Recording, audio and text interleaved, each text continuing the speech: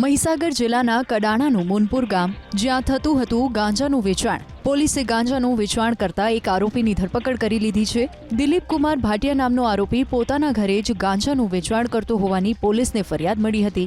જે બાદ મહીસાગર એસઓજીની ટીમે કાર્યવાહી કરી આરોપી દિલીપ કુમાર ભાટિયાની ધરપકડ કરીને 67,700થી વધુનો મુદ્દામાલ જપ્ત કર્યો છે.